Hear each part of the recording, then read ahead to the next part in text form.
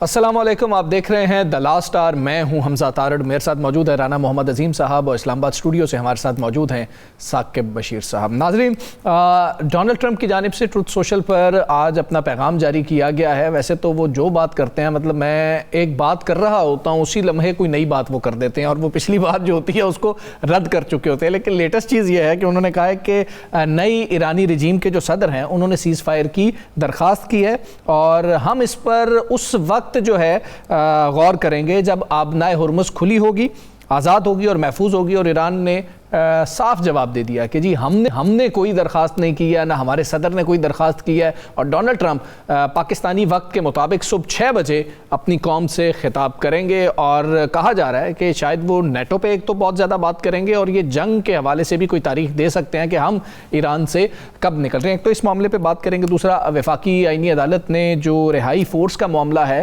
اس حوالے سے وزیر اعلیٰ خیبر پختونخوا سے جواب طلب کر لیا ہے 10 روز کے اندر. اس حوالے سے بھی بات کریں گے. چیئرمین پیپلز پارٹی بلاول بھٹو زرداری صاحب نے ایک اہم ملاقات کی ہے مولانا فضل الرحمان سے ملنے کے لیے. ان کی رہائش گاہ پر وہ گئے تھے. یہ ملاقات کا مقصد کیا ہے؟ ایک جانب 28ویں ترمیم کی بات بھی ہو رہی ہے، تو پھر اس چیز پر بھی ہم بات کریں گے. ران صاحب، سب سے پہلے جو ایران کا معاملہ ہے، بڑی ساری چیزیں ہیں. ویسے ہم جب رہے ہوتے ہیں، میں ابھی جو بات کر رہا تھا، میرے ساتھ ایسا ہوا کہ پروگرام کے دوران تھا جو ہم بات کر رہے تھے، وہ ساتھ ساتھ ڈونلڈ ٹرمپ کا نیا بیان آ رہا تھا جو پچھلے کی تردید تھی. لیکن ابھی جو وہ کہہ رہے ہیں کہ جی صدر صاحب جو ایران کے نئی رجیم کے صدر ہیں، صدر وہی ہیں لیکن جو نئی رجیم کے صدر ہیں، انہوں نے مجھے کہا ہے کہ جی کہ سیز فائر کی درخواست کی ہے. میں اس وقت سوچوں گا وہ آبنائے ہرمز جو کھلی ہو بند ہو، اس بیان سے پہلے والے بیان میں ان کو فرق ہی نہیں پڑتا تھا، تو میں اس پہ تب سوچوں گا جب وہ کھلی ہوئی ہوگی. اور صبح وہ جو خطاب کرنے جا رہے ہیں، بہت لوگ کہہ رہے ہیں کہ شاید جنگ کا خاتمہ ہوگا، اس میں اعلان کر دیں گے. بسم اللہ الرحمن الرحیم. الصلاۃ والسلام علیک یا سیدی یا رسول اللہ. الصلاۃ والسلام علیک یا سیدی یا حبیب اللہ. تاجدار ختم نبوت زندہ باد زندہ باد زندہ باد. بات بڑی سمپل سی ہے. اگر تو ہم جائیں ٹرمپ کی باتوں پہ، ان کے بیانات پہ جائیں، آج کے دن کے بیانات جو ہیں وہ آپ لے لیں. جی، ہم ٹرمپ کے بیانات کو آپ نہ لیں. جی، وہ میں اسے کہتا ہوں مغلیہ دور کا ایک رنگیلا بادشاہ تھا نا. جی، یہ ان کے سٹائل کے ہیں سر. ٹرمپ صاحب اپنی مستی میں بیان دیتے ہیں، اور ان کا ہر بیان اس کے ہر بیان سے متضاد ہوتا ہے. صبح انہوں نے کیا بیان دینا ہے ہم اس پہ تو جاتے نہیں، لیکن آپ اس خطے کی اس بدلتی ہوئی صورتحال پہ دیکھیں، ٹرمپ اکیلا رہ گیا. جی، آج اس بیان کو آپ سنجیدہ لیں جو بیان وزیر اعظم برطانیہ کا ہے. کیئر سٹارمر نے دیا. انہوں نے بڑا واضح طور پہ کہا ہے، اور انہوں نے اس پورے بیان کے اندر جو ایک بات کی ہے کہ ہمارے مفادات ہمیں وہ یورپ کے ساتھ جڑے ہوئے ہیں. پہلے ہمیشہ ہوتا تھا امریکہ کے ساتھ جڑے ہوئے ہیں. یعنی انہوں نے واضح طور پر امریکہ سے علیحدگی کا، یہ ہماری جنگ ہی نہیں ہے، ہم اس کا حصہ ہی نہیں بنیں گے، اور ہم اپنے ملک کو خود مختار بنائیں گے. ہم کسی کا حصہ نہیں ہے. ایک بات واضح ہوگی کہ برطانیہ امریکہ کے ساتھ نہیں ہے. ٹرمپ کیا کہتا ہے، میں اس کو تو ہم ڈسکس ہی نہیں کرتے نا، کیونکہ ٹرمپ نے جو کہنا ہے ہم نے جب ڈسکس کر کے ہٹنا اس نے کچھ اور کہہ دینا، اور جب ہم اس کے بعد کچھ بات کرنی ہے انہوں نے کچھ اور کہہ دینا ہے. تو لہٰذا ٹرمپ کو تو چھوڑ دیں. اب یہ دیکھیں کہ کتنی دنیا ایسی ہے جو ٹرمپ سے ہٹ گئی ہے. آپ دیکھیں کہ بہت سے ممالک، بڑے بڑے ممالک جن کا ٹرمپ کے ساتھ معاہدہ ہو چکا تھا، فرانس سے وہ ناراض ہیں، اسپین سے وہ ناراض ہیں، پورے یورپی یونین سے وہ ناراض ہیں، برطانیہ سے وہ ناراض ہیں، اور ان کی قوم ان سے ناراض ہے. ہاں جی، اور ان کی قوم ان سے ناراض ہے. جی. آج امریکہ کے اندر جتنے مظاہرے میں شدت آئی ہے، جی، جو مظاہرین جو کچھ کر رہے ہیں، جی، وہ سارا کچھ جو ایران میں کروانے کی کوشش تھی وہ الٹا اس وہاں پہ ہو گیا. تو اب وہ کیا کہیں گے کہ جب رجیم چینج ہو گئی، یہ کہہ دیں گے میکسیمم، یا کہیں گے ہم ایک ایسا دھماکہ کرنے جا رہے ہیں کہ ایران تباہ ہو جائے گا. اوکے، اس کے علاوہ کیا نہیں. انہوں نے ایک بڑی انٹرسٹنگ بات کی. انہوں نے کہہ دیا ہے کہ جی کہ اب میں نے اتنا نقصان پہنچا دیا ایران کو کہ وہ 20 سال پیچھے چلا گیا ہے، اب وہ سوچ بھی نہیں سکتا کہ وہ ایٹمی ہتھیار ہے، یعنی کہ ان کا مسئلہ حل ہو گیا. بلکہ انہوں نے ایک بات کی ہے، بڑی مزوری بات ہے، پھر اس پہ تو ان پہ فرد جرم لگتی ہے. اچھا، انہوں نے کہا کہ ایران کے پاس تو ایٹمی ہتھیار تھا ہی نہیں، وہ یہ سوچ ہی نہیں رکھتے تھے، اگر ہوتا تو چلا دے. تو چچا تو نے پھر اس پہ حملہ کیوں کیا، ان پہ یہ چارج کیوں لگایا کہ اگر ان کے پاس نہیں تھا پھر کس بنیاد پہ حملہ کیا گیا. لیکن افسوس کی بات ہے نہ اقوام متحدہ پوچھتی ہے جی نہ سلامتی کونسل پوچھتی ہے نہ دنیا کا کوئی اور ملک اس سے پوچھتا ہے، اور وہ اسی طرح ہے کہ ایک ایسے چونک کا وہ بدماش ہے کہ جس چونک میں سارے بیٹھے ہوئے لوگ کہتے ہیں یار انہوں کرن دو جو کر دیں، اس کو منہ نہ لگائیں. یہ وہ ہے جو اینٹ پکڑ کے نہیں اکثر لوگ کھڑے ہوتے اے شیشہ توڑ دینا کسی گڈی دا، کسی نے ایسے ہی مار دینا. یہ صاحب ہے اگلا لفظ نہیں نا بولنا چاہتا. ٹھیک ہے ثاقب صاحب، جو سچویشن نظر آ رہی ہے اور جو ڈونلڈ ٹرمپ کی جانب سے بیان آیا وائٹ ہاؤس میں بھی جو انہوں نے گفتگو کی تھی اس میں بھی انہوں نے کہا تھا کہ ہم نے اہداف حاصل کر لیے ہیں، رجیم چینج ہمارا بنیادی ہدف تھا ہی نہیں، بنیادی ہدف جو تھا جوہری ہتھیاروں والا وہ بھی ہم حاصل کر چکے ہیں، 20 سال تک سر نہیں اٹھا سکے گا ایران. اب جنگ سے نکلنا چاہ رہے ہیں، ان کو تو کوئی معاہدہ بھی اب نہیں چاہیے. آپ اندازہ کریں کہ ایک تو ٹرمپ صاحب پہلے کہتے رہے ہیں کہ رجیم چینج ہو چکی ہے، جی آج انہوں نے جو بات کی وہ تھوڑا سا اسے آگے بڑھے، انہوں نے کہا ہم نئے صدر سے بات کر رہے ہیں، حالانکہ پرانا صدر بھی وہی ہے، رجیم کا پرانا صدر بھی وہی ہے اور نیا صدر بھی وہی ہے. تو ابنائے ہرمز پر کوئی 10 قسم کی سٹیٹمنٹس ان کی آئی ہیں.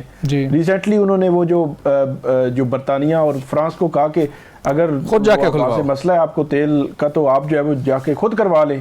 حالانکہ ایران بڑا ٹیکنیکلی کھیل رہا ہے اس معاملے میں.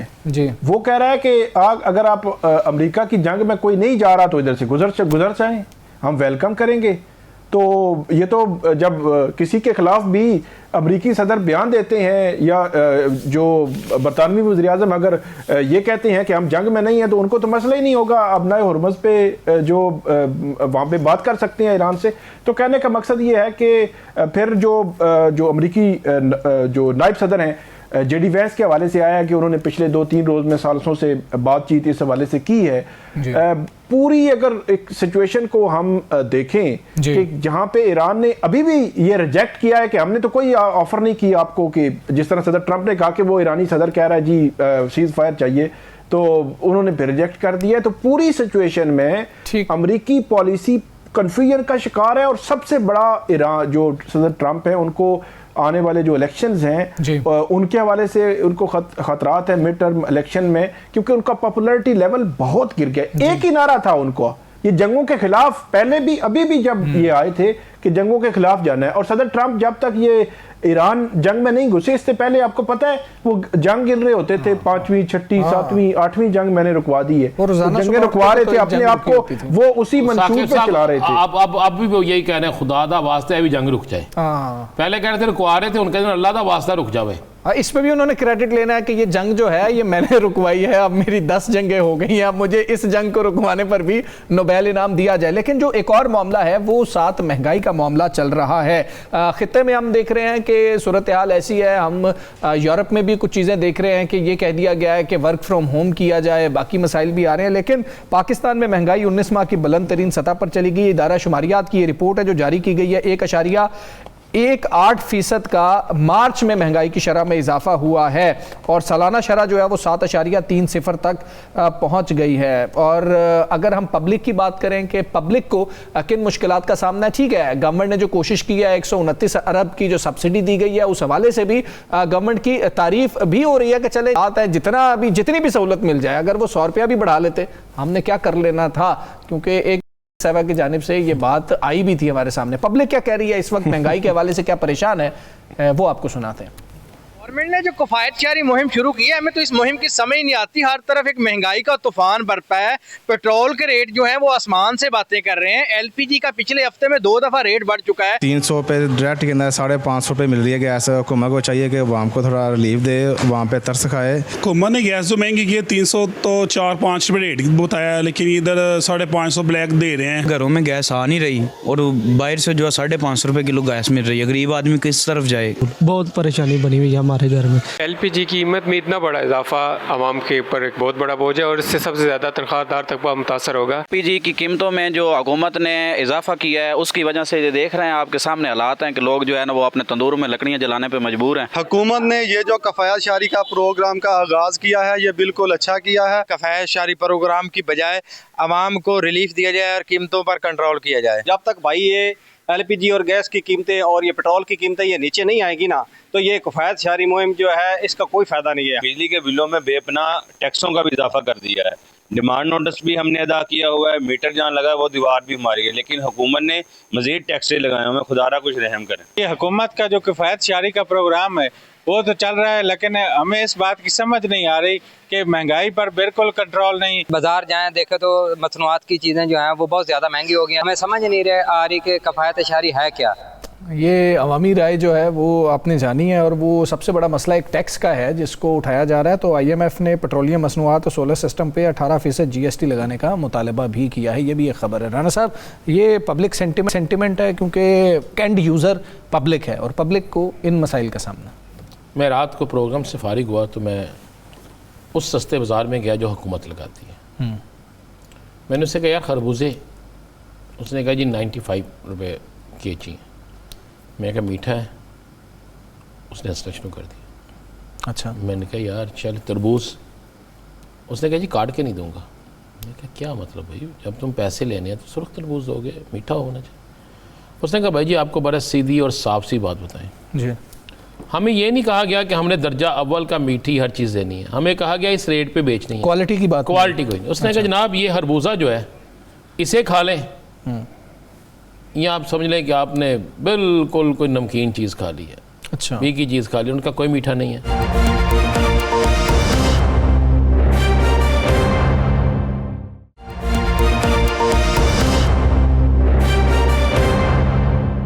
اب 10 لوگوں کو پوچھیں, 8 کو تو ریٹ ہی نہیں پتا ہوگا, ان کا انٹرسٹ ہی نہیں رہ گیا کہ اس کا ریٹ بھی پتا کریں. لیکن وہ بڑھتا جا رہا ہے ریٹ, جی ریٹ کم نہیں ہو رہا. جی. چکن جو ہے وہ بھی اوپر جا رہا ہے. اس کے بعد آپ آج چاول مہنگا ہو گیا, دالیں مہنگی ہو گئی ہیں, سبزیاں جو ہیں وہ سستی ہیں, لیکن سبزیوں میں ڈالنے والی باقی ہر چیز مہنگی ہے. کیا کریں گے آپ, کدھر جائیں گے؟ LPG لینے گیس آتی نہیں ہے, ناشتے کے وقت نہیں آتی, صبح نہیں آتی, دوپہر کو نہیں آتی, بل آ جاتا ہے اور کمال کا بل آتا ہے. بجلی کا میٹر لگوانے کا پہلے ریٹ کیا تھا, اب ریٹ کیا ہے؟ کیا اب بجلی کا میٹر لگوانے سیٹھ محمد بوٹا آ رہا ہے جس کے پاس خرب روپیہ ہے, جو ارب پتی ہے؟ بھائی بجلی کا میٹر جو اب لگوانے آ رہا ہے وہ بیچارہ ایک غریب آدمی آ رہا ہے نا. تو یہ ساری چیزیں اگر آپ دیکھیں تو کہاں پہ چلی جاتی ہیں چیزیں. تو LPG آپ لینے چلے جائیں ذرا, LPG وہ LPG والے کہتے ہیں جناب آج پوا لو, کل تو نہیں یہ پتا ریٹ کی ہو. اور آج تو لوگ یہ کہہ رہے ہیں کہ اگلے 1-2 دن میں پیٹرول بم ایسا آنے والا ہے, ایسا پیٹرول بم آنے والا ہے کہ آپ کی چیخیں نکل جائیں گی. پھر کہا جائے گا ملک کی مفاد کی خاطر ہمیں یہ برداشت کرنا پڑے گا, ہمیں کرنا پڑے گا برداشت. جب ایک رکن اسمبلی کہتی ہے کیا بگاڑ لیں گے آپ, تو واقعی درست کہتے ہیں ہم کچھ نہیں کر سکتے. ہم یہ کر لیں گے اپنے بچوں کو اسکول بھیجنا چھوڑ دیں گے, ہم یہ کر لیں گے اپنے گھروں میں 2 وقت کی بجائے 1 وقت کی روٹی کھا لیں گے, ہم یہ کر لیں گے کہ بچوں سے کہیں گے جناب کتابیں بیچتے, اپنے گھر کا سامان بیچنا شروع کر دیں, شاید پھر ان کو ہوش آ جائے. ثاقب صاحب, سولوشن کیا ہے؟ حکومت کہتی ہے کہ دیکھیں پوری دنیا میں یہ مسائل ہیں, صرف پاکستان میں تو یہ مسائل نہیں ہیں. لیکن ایک جو شہری ہیں انہوں نے بڑی اچھی بات کی, انہوں نے کہا کہ کفایت شعاری مہم تو چلے ایک طرف ہے, لیکن یہ جو قیمتوں میں کنٹرول ہے, یعنی کہ یہ جو خود ساختہ اضافہ ہے, اس کو تو حکومت کنٹرول کرے, یہ بڑی ویلڈ بات ہے. نہیں حمزہ صاحب, یہ کنٹرول تو حکومت کا ہی کام ہے اور ان کو کرنا بھی چاہیے.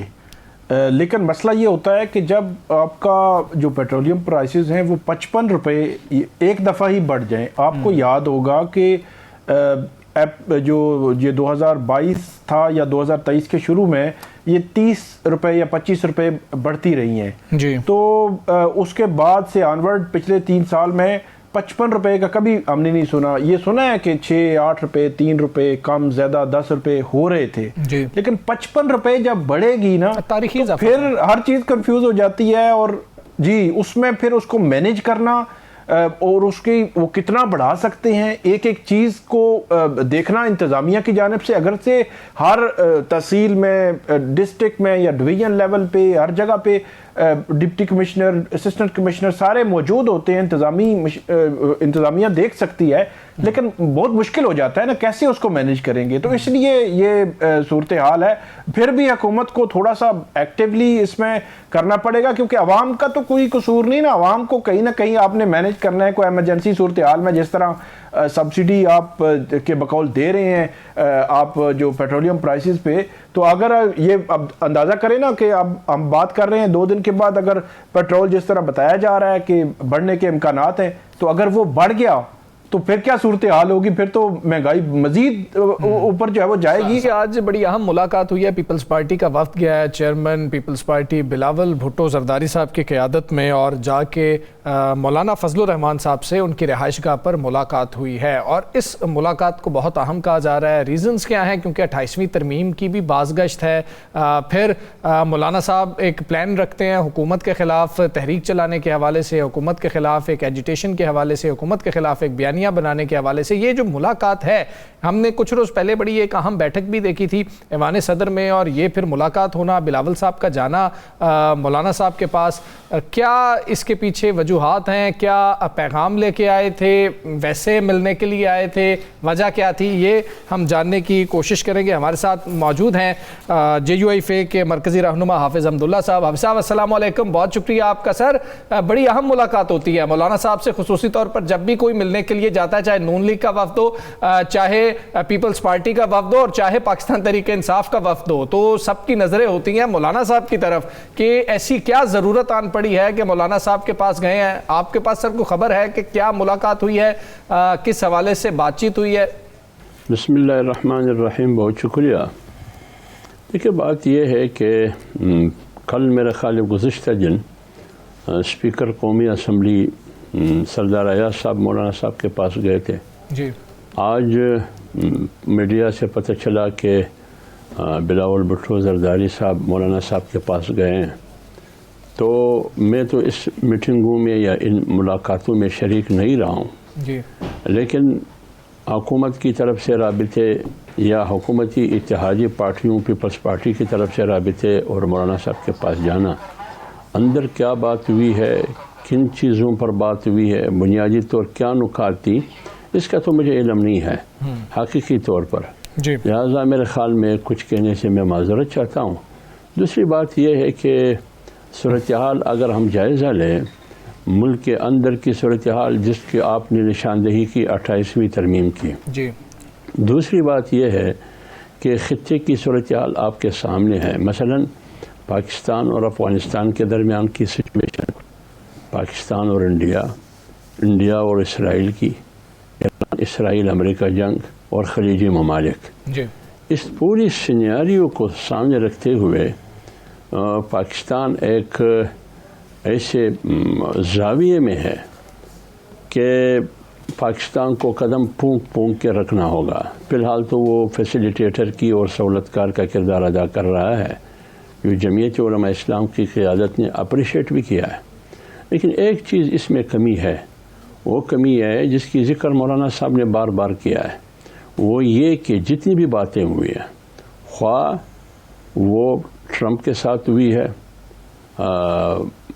بورڈ کیا کہتے ہیں غضب بورڈ کے بنیاد پر جو باتیں ہوئی ہے، یا جو معاہدات ہوئے ہیں، یا جو تین ممالک مصر، سعودی اور ترکی کے جو وزرائے خارجہ آئے ہیں، کیا نیگوسیشن ہوئی، کیا باتیں ہوئی.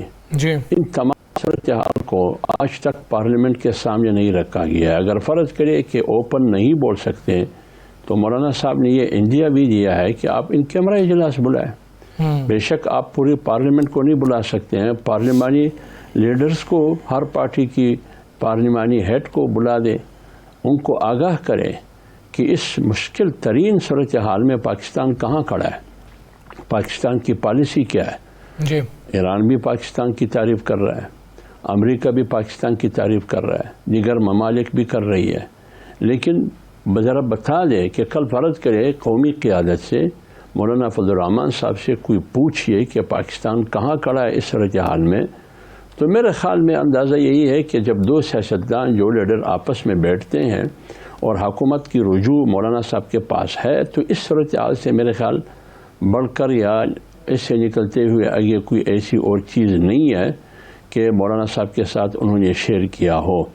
28ویں ترمیم میرے خیال میں موجودہ حالات میں آپ خیبر پختونخوا میں اور بلوچستان میں دیکھیے، آپ جن مشکل چیلنجز سے اور مشکلات سے آپ کا سامنا ہے، اور دوسری طرف 28ویں ترمیم جس کی بنیاد پر، جس کی وجہ سے جو ہم سن رہے ہیں اس سے اور انتشار بڑھے گی، قومی وحدت کو نقصان پہنچے گا، فیڈریشن کمزور ہو جائے گا. اس صورتحال میں جن نکات کی بنیاد پر جو ہم میڈیا پر سن رہے ہیں آپ 28ویں ترمیم لا رہے ہیں, کیا بہتر یہ نہیں ہے کہ اس سے پہلے آپ موجودہ صورتحال کی بنیاد پر ایک جوائنٹ سیشن بلائیں یا ان کیمرہ اجلاس بلائیں یا پارلیمانی لیڈرز کو بلا لیں, اس کو اعتماد میں لے لیں. تو اس لیے میرے خیال میں بہترین طریقہ یہی ہوگا. اب اندر کی بات کیا تھی اس میں شریک نہیں تھا. جاوید صاحب, اگر 28ویں ترمیم آ جاتی ہے جس کے امکانات بڑے روشن ہیں, تو جمعیت علماء اسلام پہلے کی طرح صرف پارلیمنٹ کے اندر احتجاج کرے گی یا اپنی تحریک کو سڑکوں پہ لے کر آئے گی موجودہ حالات کو دیکھتے ہوئے؟ اور آپ کو ایران, امریکہ اور اسرائیل جنگ میں کیا نظر آ رہا ہے اب تک کی صورتحال میں؟ دیکھیے, پہلی بات جو آپ نے 28ویں ترمیم کی بات کی کہ اگر 28ویں ترمیم آئے گی تو جمعیت علماء اسلام کا رد عمل کیا ہوگا. ایک بنیادی طور پر تو بات یہ ہے کہ ابھی تک 28ویں ترمیم آئی نہیں ہے. جب وہ آئے گی ہم سامنے رکھیں گے کہ اس میں کون سی چیزیں ایسی ہے جو ہمیں قبول نہیں ہے, کون سی چیزیں ایسی ہیں جس کو قبول کرنا چاہیے. قومی اور ملکی مفاد میں جو ہمیشہ کہا جاتا ہے کہ ترمیم یا قومی مفاد میں ہوتا ہے یا ملکی مفاد میں ہوتا ہے, لیکن تجربہ یہ ہے جو 27ویں آئینی ترمیم ہوئی وہ تو نہ قومی مفاد میں تھی, نہ ملکی مفاد میں تھی, نہ ریاست کی مفاد میں تھی, وہ تو شخصیات کی مفاد میں تھی. اگر 28ویں ترمیم کی شکل بھی یہ ہوگی جیسی 27ویں آئینی ترمیم کی, پھر تو ابھی سے میں کہتا ہوں کہ جمعیت علماء اسلام اس ترمیم میں ساتھ نہیں دے گی. ایک بات. دوسری بات یہ ہے, اگر 28ویں ترمیم کی حیت اور اس کی شکل یہ ہوگی کہ آپ 27ویں ترمیم کے ذریعے 18ویں ترمیم کو بلڈوز کریں گے, صوبہ خود مختاری پر قدغن لگائیں گے, NFC ایوارڈ میں چیڑ چھاڑ کریں گے, پھر اس میں جمعیت علماء اسلام کا موقف واضح ہے کہ ہم 18ویں ترمیم پر بھی کمپرومائز نہیں کریں گے اور NFC ایوارڈ پر جو فیصلہ پہلے سے ہوا ہے اس میں ہم ریورس بھی نہیں کریں گے. لیکن بنیادی بات وہی ہے جو میں نے کہا کہ جب 28ویں ترمیم آئے گی تو جمعیت علماء اسلام دیکھ کر موقف وہ قائم کر سکتی ہے. 4 اور 5 اپریل کو جمعیت علماء اسلام کی مرکزی شورا کا اجلاس ہے. اس سلسلے میں خواہ ملکی, بین الاقوامی, خطے کی جو صورتحال ہے وہ اور ملک کے اندر جو صورتحال ہے, اس پر 4 اور 5 اپریل کو پشاور میں جمعیت علماء اسلام کا مرکزی مجلس شورا کا اجلاس ہوگا. یہ تمام چیزیں وہاں سامنے رکھیں گے.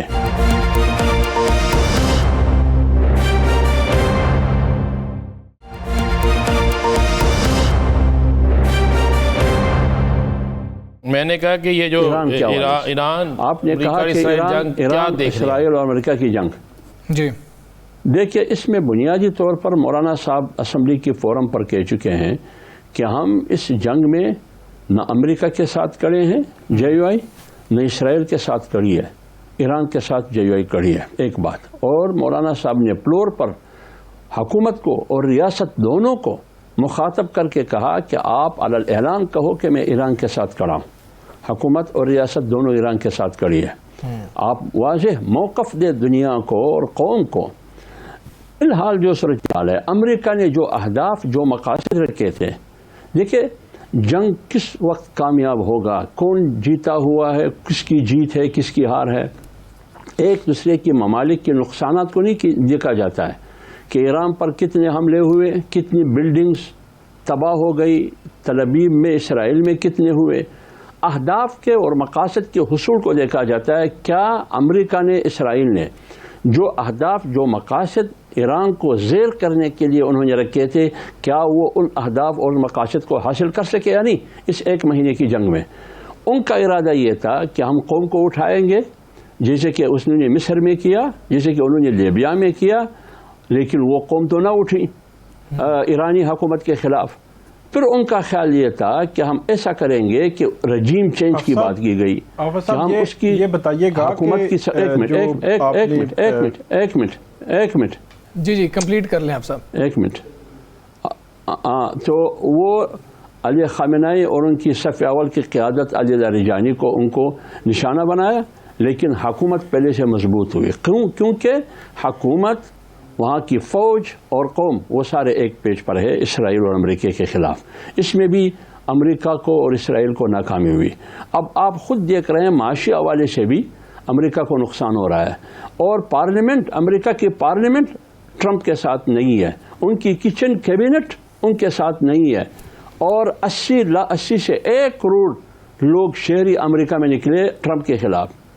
ان کی جو عوامی سپورٹ حاصل تھی 60 سے اوپر 65%, آج وہ 33 اور 30% پہ آ گئی. لہٰذا اس وقت تک تو میں یہ کہہ سکتا ہوں کہ ایران جیت چکا ہے, امریکہ ہار گئی, امریکہ اور اسرائیل. جو آپ نے بات کی ہے 28ویں ترمیم کے حوالے سے کہ آپ لائحہ عمل بنا رہے ہیں, آپ کی جو پارٹی ہے حکومت اگر جو ہے وہ NFC ایوارڈ اس کے حوالے سے 18ویں ترمیم میں کچھ جو ہے وہ تبدیلیاں کرتی ہے تو وہ جو ہے وہ قائم نہیں رہ سکے گی, یا اس کے حوالے سے جو صوبوں میں بہت زیادہ بات ہوگی. تو اسی طرح ہم نے دیکھا تھا کہ 27ویں ترمیم میں بھی JUIF سمیت پوری اپوزیشن جو ہے مخالف کھڑی تھی, لیکن حکومت نے کر لی ہے. آپ کو نہیں لگتا کہ حکومت جو ہے 28ویں کے اب 29ویں اس کے بعد بھی اگر اس نے کرنی ہوئی کہ ترمیم تو وہ کر لے گی, اور ان کو کسی کا کوئی بار ہی نہیں ہے, اب تو بالکل وہ پوچھتے بھی نہیں ہے, بلکہ ایون 27ویں ترمیم میں JUIF سے بھی ایک آدھ ملاقات کی, بس سرسری سی, اور اس کے بعد انہوں نے 27ویں ترمیم کر لی اور 28ویں کی طرف بڑھ جائیں گے.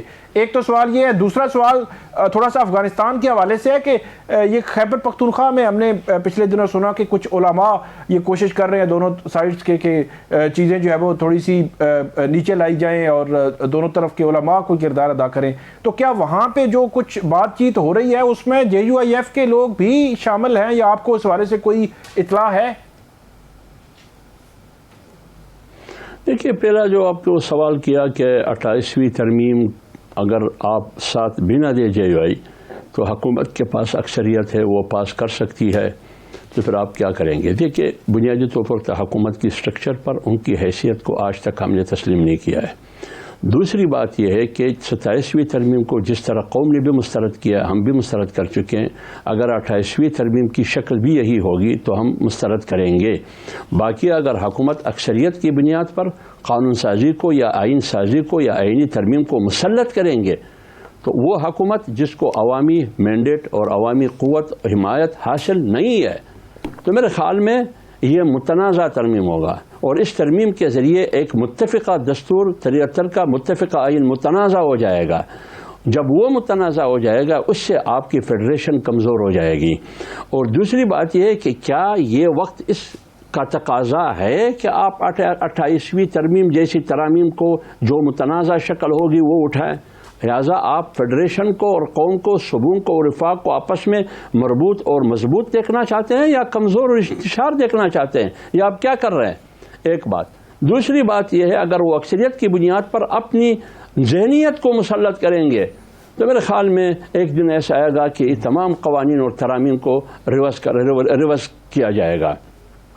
اور جہاں تک آپ نے افغانستان کی بات کی کہ ایک وفد چند ہفتے پہلے یا رمضان میں یا رمضان مبارک سے پہلے افغانستان گئی تھی, پاکستان اور افغانستان کے درمیان بات کرنے کی, اس کا تو مجھے علم نہیں ہے کہ وہ نام تو معلوم ہے, آپ کو بھی معلوم ہوں گے, جو مجھے میڈیا سے معلوم تھا انہوں نے کیا پیغام دیا اور کیا پیغام لایا, کیا اس کا نتیجہ کیا نکلا. لیکن ایک بات تو جو میڈیا پر آیا ہے کہ چین درمیان میں ہے, سازش کا کردار ادا کر رہا ہے افغانستان اور پاکستان کے درمیان, اور دونوں نے اس بیٹھک پر اتفاق بھی کیا ہے. شاید ان کی آج بیٹھک تھی یا کل بیٹھک ہے, وہ بیٹھیں گے آپس میں. دوسری بات یہ کہ ہم چاہتے ہیں کہ پاکستان اور افغانستان بیٹھ کے مذاکرات کرے. اگر انڈیا اور پاکستان بیٹھ سکتے ہیں اور ایران اور پاکستان بیٹھ سکتے ہیں تو پاکستان اور افغانستان بھی بیٹھ سکتے ہیں. اور اگر افغانستان میں انتشار ہوگا, جیسے علامہ اقبال نے کہا کہ وہ دل ہے ایشیا کا, پھر پورے خطے میں فساد, انتشار, بدامنی ہوگی. لہٰذا جمعیت علماء اسلام دونوں ملکوں کے درمیان نیگوسیشن اور مذاکرات چاہتی ہے. پروگرام میں سر ہمیں جوائن کیا. پاکستان تحریک انصاف کا پارلیمانی پارٹی کا اجلاس ہوا ہے, جس کے حوالے سے کچھ خبریں اس طرح سے آ رہی ہیں کہ کئی رہنما یہ چاہتے ہیں, کئی ممبرز یہ چاہتے ہیں کہ اس وقت کسی تحریک کا آغاز کیا جائے اور باقاعدہ طور پر سڑکوں پر آیا جائے, یا پھر حکومت کو کسی طرح پریشرائز کیا جائے, کیونکہ اگر ہم ابھی نہیں کریں گے ان کو لگتا ہے تو پھر بعد میں بہت مشکل ہو جائے گا. اور یہ رہائی کا جو معاملہ معاملہ ہے, اگر اس پہ بات نہیں کریں گے ہم تو ملاقات بھی نہیں کر پا رہے ہیں. مزید کیا بات ہوئی ہے اس پر ہم بات کریں گے. ران صاحب, یہ جو آج اجلاس ہوا ہے اور اس اجلاس کے حوالے سے آپ کے پاس کیا خبر ہے کہ جو پارٹی کے لوگ ہیں وہ اپوزیشن لیڈر سے خصوصی طور پہ جن کے پاس یہ اختیار تھا کہ انہوں نے یہ سب کچھ کرنا تھا, کیا ناراضی رکھتے ہیں اپنے حلقے کے عوام کے حوالے سے بھی؟ آپ مجھے ابھی بتا رہے تھے کہ کچھ لوگوں نے تحفظات کا اظہار کیا. دیکھیں حمزہ, ایک بات تو ہے, اجلاس ہوا یا نہیں ہوا اس کو ایک سائڈ پہ رکھ دیتے ہیں. تحریک انصاف کے اندر ایک بہت بڑا گروپ جو ہے, اکثریتی گروپ جو ہے, وہ اب اس بات پر بضد بھی ہے اور وہ کہتے بھی ہیں کہ اب ہمیں بانی تحریک انصاف کی رہائی تحریک کو چلانا چاہیے, اب ہمیں سڑکوں پہ آنا چاہیے. اگر ہم سڑکوں پہ نہ آئے تو کسی صورت میں بھی حلقے کی عوام بھی ہمیں سپیئر نہیں کرے گی. انہوں نے کہا جی ہم نے عید پر, یہ باقاعدہ گفتگو ہوئی ہے کہ عید پر جب ہم لوگ اپنے اپنے حجروں میں یا پر اپنے دفاتر میں بیٹھے لوگ ملنے آئے تو اس وقت بھی یہ بات ہوئی کہ لوگ ہم سے ایک ہی سوال کرتے ہیں کہ عمران خان کی رہائی کب ہوگی. انہوں نے کہا لوگوں نے ہمیں ووٹ عمران خان کے نام پہ دیا, لوگ ہمیں عمران خان کے نام سے ہی جانتے ہیں, تو لہٰذا اب اس تحریک کو شروع کیا جائے. وہاں پہ یہ بھی کسی جگہ کسی نے کہا کہ محمود خان اچکزئی صاحب کو ایک ٹاسک دیا گیا ہے. محمود خان اچکزئی صاحب جو ہے, جنہوں نے آج بھی کسی جگہ گفتگو میں کہا, اور اکثر وہ کہتے ہیں کہ نواز شریف جو ہے وہ چاہتے ہیں عمران خان رہا ہو جائے لیکن رول ادا نہیں کرتا. انہوں نے کہا یہ بالکل غلط ہے. اگر نواز شریف چاہتے ہوتے تو بڑا کچھ ہو جاتا, اور عمران خان کسی صورت نواز شریف کے چاہنے پہ باہر نہیں آئیں گے. تو جس پہ اکثریتی فیصلہ یہ ہوا ہے, جس طرح کل ہمارے پروگرام میں بھی آپ نے دیکھا کہ پی ٹی آئی کے رہنما شفقت صاحب جو ہیں انہوں نے واضح کہا کہ 15 سے 20 اپریل تک ہم کچھ کرنے جا رہے ہیں. اور اس سے پہلے سہیل جو افریدی انہوں نے کہا تھا کہ سخت گرمی نہیں ہوگی. تو اب اگر آپ دیکھتے ہیں سخت گرمی نہیں ہوگی, مئی میں گرمی سخت ہوتی ہے, موسم تو اسی اپریل میں ہی ہے جیسا بھی ہے, اس کے بعد عید بھی آنی ہے, پھر محرم بھی آنے ہیں. تو اکثریتی فیصلہ یہ ہو چکا ہے کہ یہ جو کرنا جلدی کریں. اب امتحان آگے جو آنا ہے نا, وہ آپ ذہن میں رکھیے گا, وہ ہے 7 اپریل. 7 اپریل جس کے حوالے سے کہا گیا 7 اپریل کو منگل کا دن بنتا ہے, اور انہوں نے منگل کے دن سے کے حوالے سے علیمہ خان صاحبہ نے اعلان کیا ہوا ہے کہ 10,000 لوگ یہاں پہنچیں اڈیالہ جیل کے بعد. اب اڈیالہ جیل کے بعد 10,000 لوگ اگر پہنچ جاتے ہیں, 10,000 کا مطلب ہوتا ہے ہم جلسوں جلوسوں میں جہاں 10,000 ہونا ہم کہتے ہیں لاکھوں کی گنتی. 10,000 ہو تو پھر آپ کہتے ہیں کہ بڑا بندہ, بہت بندے تھے, ٹھیک ہے. اور اگر 10,000 لوگ وہاں پہنچتے ہیں تو 8 راستے لگتے ہیں اڈیالہ کو, ایک نہیں لگتا, 8 راستے ہیں اڈیالہ کو لگتے ہیں جو مختلف جگہوں سے. تو ان 8 راستوں کو اگر یہ بند کر دیتے ہیں اور تو پھر ماحول بالکل چینج ہو جائے گا. پھر ایک سیاسی وہ تحریک جو بانی تحریک انصاف کی رہائی کی تحریک ہے اس کا آغاز ہو جائے گا. اور دوسری ذہن میں رکھیے گا 25,000 ان کے عہدیدار ہیں. آپ یونین کونسل سے لیتے ہیں اور آپ اوپر تک جاتے ہیں, اگر ان کے تنظیمی عہدیداروں کی تعداد دیکھی جائے تو وہ 25,000 بنتی ہے. اور اگر ان میں سے آدھے بھی آ جاتے ہیں, اگر ان میں سے آدھے نہیں بھی آتے, میں ایک بات کر 10,000 نہیں آتے, اگر 5,000 لوگ بھی آ جاتے ہیں تو ایک اتنا بڑا شو بن جاتا ہے کہ جس کی انتہا کوئی نہیں. اور وہی شو جو ہے وہ تحریک کا آغاز ہوتا ہے.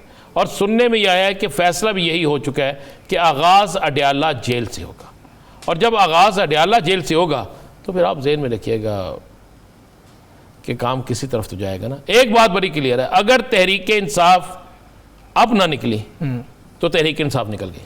ٹھیک ہے, اگر تحریک انصاف اب نہ نکلی تو تحریک انصاف نکلی. دیکھیں یہ صرف پنجوتا صاحب کی ذمہ داری نہیں ہے کہ ہر ایونٹ پہ بیچارے جیل کے باہر پہنچ جائے, یہ علیمہ خان صاحبہ کی نہیں ہے, یہ انوباس بپی کی ذمہ داری نہیں ہے, یہ شفیع جان کی حالی ذمہ داری نہیں ہے, یہ شاہد خٹک کی ذمہ داری نہیں ہے, یہ امینہ افریدی کی جو ذمہ داری نہیں ہے, برسٹر شاہد کی ذمہ داری, بہت سے لوگ ہیں ان کی باقی کہاں پہ ہیں. دیکھیں آپ ایک لائن لگائیں نا ذرا, ٹھیک ہے, تو لسٹ آگے رکھیں تو کدھر ہیں باقی لوگ. اور اس دفعہ سب کو نکلنا پڑے گا. کارکن یہ کہتے ہیں تحریک انصاف کے گروپوں میں, اگر آپ دیکھیں میں ان گروپوں میں پڑھتا ہوں تو وہ لوگ اب ایک ایک شخص کا نام لے کر کہتے ہیں کہ یہ شخص بتائے یہ کہاں پہ ہے, فلاں شخص بتائے فلاں شخص کہاں پہ ہے, فلاں شخص بتائے فلاں شخص کہاں پہ ہے. لوگ یہ سوال کرتے ہیں. تو میرے پاس جو اطلاع ہے کہ اب انہوں نے نکلنے کا فیصلہ کر لیا.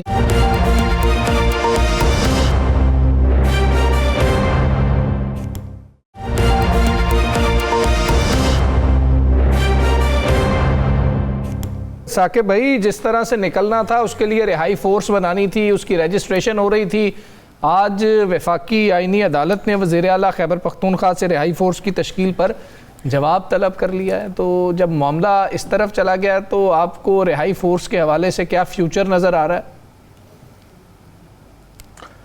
ایک تو حمزہ صاحب جو میری بات ہوئی ہے پی ٹی آئی کے اندرونی حلقوں سے، وہ جو 10,000 لوگ منگل کے دن جمع کرنے کا علیمہ خانم صاحبہ نے کہا ہے، اس حوالے سے انٹرنلی کوئی پلاننگ موجود نہیں ہے ابھی تک، کہ کیونکہ پلاننگ کے بغیر اگر وہ آتے ہیں اور وہ 10,000 کی بجائے 1,000 2,000 یا مطلب کم لوگ آتے ہیں، تو دوسری طرف ہمیشہ سے ہوا ایسے ہے کہ پولیس پھر رستوں سے ہی ان کو گرفتار کرنا شروع کر دیتی ہے اور ان کو وہاں اس وینیو کے قریب بھی نہیں جانے دیتے، اور وہ بڑے پیمانے پر گرفتاریاں ہو جاتی ہیں. جب گرفتاریاں ہوتی ہیں تو پھر سارے وکیل ادھر انگیج ہو جاتے ہیں، پھر 2-3 ہفتے ان لوگوں کو نکالتے، ان کی ضمانتیں کراتے لگ جاتے ہیں. تو اس حوالے سے ابھی تک پلاننگ موجود نہیں ہے کہ منگل کے دن 10,000 لوگ وہاں کے لے کر جانے ہیں. اور پی ٹی آئی کی جو لیڈرشپ ہے اس کی جانب سے کوئی انڈورسمنٹ بھی ابھی نہیں آئی علیمہ خانم صاحبہ کی جو سٹیٹمنٹ ہے اس کو کہ ہاں جی ہم جا رہے ہیں 10,000. دوسری جو بات آپ نے کی یہ جو فورس والی ہے، یہ پہلے دن سے ہم یہ کہہ رہے ہیں کہ فورس والا معاملہ ان کے گلے پڑے گا، لیکن اس میں اب ہوا یہ ہے کہ فورس والے معاملے پہ آئینی عدالت نے اس معاملے کو بڑا سیریس لے لیا ہے. اگرچہ جو عید سے پہلے اگر آپ دیکھیں تو جنید اکبر صاحب اور یہ سلمان اکرم راجہ صاحب نے پریس کانفرنس میں یہ اناؤنس کیا تھا، اور اس اناؤنسمنٹ میں یہ تھا کہ جو رہائی موومنٹ ایک جو ہے وہ ہم اس کا اعلان کر رہے ہیں، اور اس میں آئین اور قانون کے اندر رہ کر ہم یہ جو ہے وہ کام کریں گے اور اس کو آگے جو ہے وہ چلائیں گے. اب اس میں معاملہ یہ ہے کہ ایک تو جو حلف والا معاملہ ہے یہ بھی اس میں ایشو آ سکتا ہے. دوسری بات وفاقی آئینی عدالت ہو سکتا ہے اس کو اگنور کر دیتی، اگنور نہیں کیا. اس کا مطلب یہ ہے کہ اب پی ٹی آئی کو اس قانونی جنگ بھی لڑنی پڑے گی. اب جو سہیل خان آفریدی صاحب کے قریبی جو حلقے ہیں وہ تو فورس پہ ہی وہ چل رہے تھے، اگرچہ جنید اکبر اور سلمان اکرم راجہ جو ہے وہ اس کو موومنٹ کا نام دے رہے تھے. تو اب باقاعدہ پھر جواب دینا پڑے گا وہاں وفاقی آئینی عدالت کو. 10 دن کا ٹائم بھی انہوں نے ٹائم باؤنڈ بھی کر دیا، اور انہوں نے کہا ہے کہ وفاقی حکومت دیکھے کہ کہیں آئین اور قانون کے سے باہر تو کچھ نہیں ہو رہا. تو اب وفاقی حکومت تو آپ پتہ ہے وہ مخالفین کے پی ٹی آئی کے حوالے سے ہمیشہ سے اس کی جو پالیسی رہی ہیں وہ اب اس کو اسی طرح لے کر چلتی ہیں. تو پی ٹی آئی کے لیے اہم یہ قانونی معاملہ کھلا ہے، کیونکہ ایک طرف وہ تیاری کر رہے ہیں اور دوسری طرف یہ معاملہ ہے، تو دونوں اب دیکھنا ہوگا کو کیسے مینج کرتے ہیں. اچھا رحان صاحب، وہ نام رہائی رضاکار رکھ دیں پھر ٹھیک ہے اور حلف نہ لیں. میرا خیال ہے کہ جو رہائی موومنٹ ہے وہی نام ہوگا. اچھا، اور حلف جہاں تک بات ہے، یہ جو فورس کا نام نہیں، فورس نہیں ہوگا نام. میں آپ کو اگر وہ حلف لیتے ہیں اور اس حلف میں ہوتا ہے کہ ہم پاکستان کے استحکام کے لیے کام کریں گے، ہم پاکستان کے آئین کی پاسداری کے لیے کام کریں گے، ہم آئین اور قانون جو ہے اس کو نہیں توڑیں گے، ہم آئین اور قانون کے مطابق ہم جمہوری حق ادا کریں گے، تو اس کو کون سی عدالت روک سکتی ہے؟ مثلا وہ حلف میں یہ تو نہیں کہیں گے کہ جناب ہم جا کے اڈیالہ توڑ دیں گے، وہ یہ تو نہیں کہیں گے جا کے ہم کسی جگہ پہ قبضہ کر لیں گے.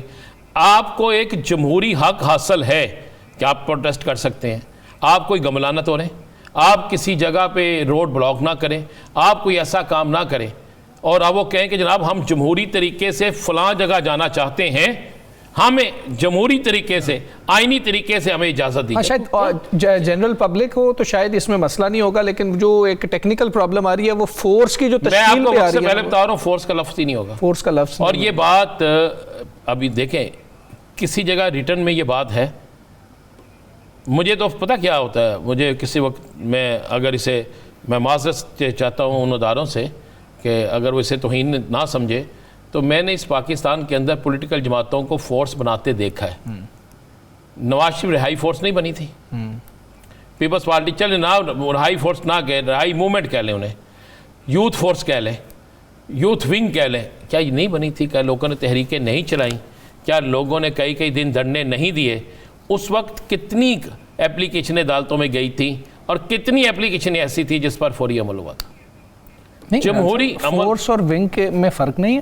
دیکھیں میں عرض کر رہا ہوں مقصد ایک ہی ہو، لیکن آپ دیکھیں نا کہ اس کے لبادے سے فرق پڑ جاتا ہے. میں کہہ رہا ہوں کہ فورس تو کسی اور نے بھی بنائی تھی، اس پر ایک وقت میں پابندی کی بات ہوئی، لیکن پابندی آج تک نہیں لگی. جمعیت علماء اسلام والی معاملہ یاد ہے آپ کو؟ اسی طرح باقی چیزیں بھی.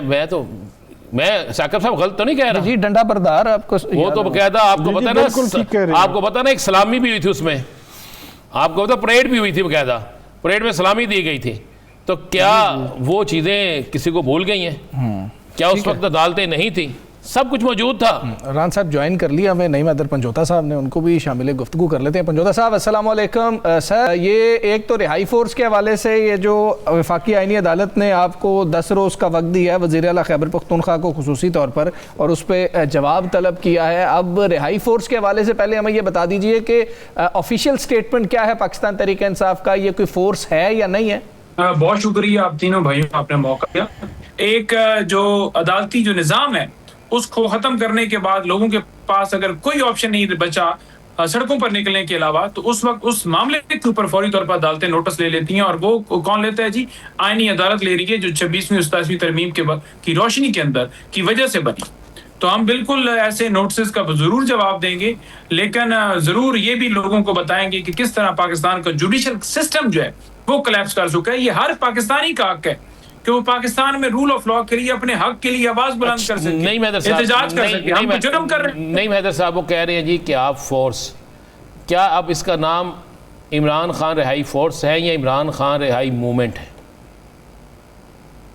دیکھیں اس پہ گفتگو ہو رہی تھی کہ عمران خان رہائی فورس کے نام کے اوپر جو ہے وہ اعتراض آ سکتا ہے اور اس میں یہ بھی گفتگو ہو رہی تھی کہ عمران خان رہائی تحریک جو ہے اس کا نام رکھا جائے رہائی فورس بنایا جائے یا کچھ اور نام رکھ لیا جائے تو اس میں کوئی عذر نہیں ہے کوئی نام بھی ہو سکتا ہے لیکن بیسیکلی مقصد ہمارا یہ ہے کہ پرامن رہ کے ہم نے پاکستان کے اندر جدوجہد کرنی ہے اور اپنے حق کے لیے آواز بلند کرنی ہے سڑکوں پر آنا ہے اور تو کوئی چیز نہیں ہے نہیں آپ پنجوتا صاحب جواب میں اس نام سے دستبردار ہو سکتے ہیں کیونکہ موومنٹ کس نے چلانی ہے وہ بتایا گیا تھا کہ وہ رہائی فورس نے چلانی ہے وزیر اعلیٰ کے پی کے انڈر دیکھیں جو رجسٹریشن کا عمل ہے وہ بالکل مکمل ہوگا اور 272 کیمپس کے پی کے اندر اور پورے پاکستان کے اندر لوگوں کو رجسٹر کیا جائے گا لوگوں کو سینٹرلائز کیا جائے گا ڈیٹا مرتب کیا جائے گا اور پھر اس کے بعد حلف لیا جائے گا اب نام کے اوپر جو ایشو آیا ہوا ہے نام کے اندر تبدیلی ضرور ہو سکتی ہے جو آنے والے دنوں میں بھی اعلان کیا جا سکتا ہے نام کے اندر چینجنگ ہو سکتی ہے لیکن تحریک یا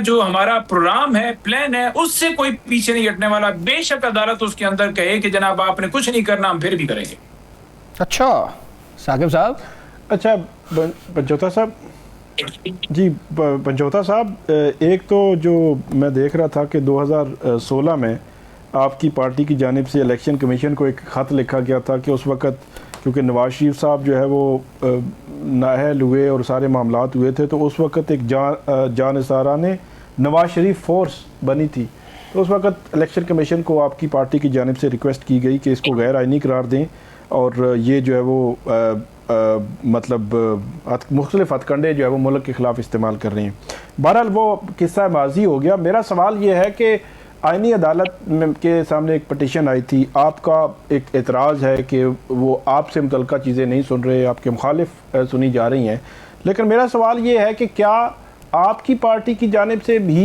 وفاقی آئینی عدالت میں اپنے حقوق کے لیے رجوع کیا گیا کسی معاملے میں خاص طور پر جو آپ ملاقاتوں کی بات کرتے ہیں یا دیگر جو چیزیں ہیں نہیں دیکھیں سب سے پہلا نقطہ یہ تھا کہ کیا ہم نے ان آئینی عدالتوں کو ماننا ہے یا نہیں ماننا تو آج سے کچھ دن پہلے تک ہمارا بالکل یہ ڈیسیجن تھا کہ ہم بالکل اس میں نہیں جائیں گے کیونکہ اس میں جانے کا مطلب یہ ہے کہ ہم اسے بھی مان لیں کیونکہ سپریم کورٹ کے اندر جس وقت ہم گئے تو اس وقت کہا گیا کہ آپ نے پھر اس کا مطلب چیف جسٹس کو مان لیا ہم نے کہا کہ ہم نے نہیں مانا ہم یہ سمجھتے ہیں کہ جس کا نمبر تھا اس کا ہی بنتا ہے لیکن جو معاملہ اویلیبل ہے پھر ہمیں مجبوری میں جانا پڑا تو اسی طرح یہاں بھی اگر نوٹس آیا ہے تو مجبوری میں جانا پڑے گا ادروائز تو ہم اس جو آئینی کورٹ بنائی گئی ہے اس کو تسلیم ہی نہیں کرتے کیونکہ اس میں اپنی مرضی کے ججز آپ لاہور کے اندر آپ چلے جائیں آپ اٹھائیں ججز کے نام آپ کو نظر آ جائے گا کسی کے چیمبر کا ہے نہیں مہدر صاحب آپ ہر تاریخ پہ موجود ہوتے ہیں اڈیالہ میں اور آپ گرمی ہو سردی ہو وہاں پہ میں نے آپ کو دیکھا ہے اب 10,000 کا ایک ہدف دیا گیا ہے علیمہ خان صاحبہ کی طرف سے کیا پی ٹی آئی اسے آن کرے گی اور پی ٹی آئی اس ہدف پہ کو کال دے رہی ہے یا کال دینے کا سوچ رہی ہے یا آپ سمجھتے ہیں کہ یہ علیمہ آپا کی ہی بات ہے اور وہ انہوں نے کہہ دیا جو آنا چاہے گا آ جائے دیکھیں انہوں نے کال جو دی ہے، جو انہوں نے بات کی ہے وہاں پر، وہ عمران خان صاحب کے ساتھ اظہار یکجہتی کے لیے، کیونکہ ہر منگل کو ہم جاتے ہیں، خان صاحب سے ملاقات نہیں ہوتی تو وہاں دھرنا دیا جاتا ہے، احتجاج کیا جاتا ہے کہ ہماری ملاقات کرائی جائے، جو کہ ہمارا حق ہے۔ ان کو آئسولیشن میں رکھا ہے، ان کی اہلیہ کو رکھا ہوا ہے۔ یہ جو جب انہوں نے کال دی اس کے بعد انہوں نے گفتگو ہمارے ساتھ کی، میں بیٹھا تھا، مینا خان تھا، شاہد افریدی تھا، 2-4 اور لوگ بیٹھے ہوئے تھے، ہم ایک وہاں ہوٹل پمپ وہاں پر ایک کمرہ تھا جہاں گفتگو، انہوں نے بتایا کہ میں نے کال دی ہے، تو ہم نے کہا کہ ٹھیک ہے جی، اچھی بات ہے آپ نے کال دی ہے، اور تمام جو تنظیمی عہدیداران ہیں ان کو بلایا گیا ہے کہ منگل کو وہ تمام کے تمام لوگ وہاں پر پہنچیں، اور جو بوجھ نہیں اٹھا سکتا، خان صاحب کا تو اس سے پہلے موقف واضح ہے کہ جو تحریک کا جو اس وقت کے اوپر بوجھ نہیں اٹھا سکتا وہ خود کو علیحدہ کر لے۔ جوتا صاحب ہم یہ بات نہیں کر، ہم یہ پوچھ رہے ہیں کیا تحریک انصاف بطور جماعت اس کو آن کر رہی ہے؟ جی بالکل آن کر رہی ہے جی۔ ٹھیک ہے ٹھیک ہے پنجوتا صاحب، بہت شکریہ آپ کا سر، اپنے پروگرام میں ہمیں پروگرام کا وقت ختم ہوا، مجھے رانا عظیم صاحب کو، ثاقب بشیر صاحب کو اجازت دیجیے، اللہ حافظ۔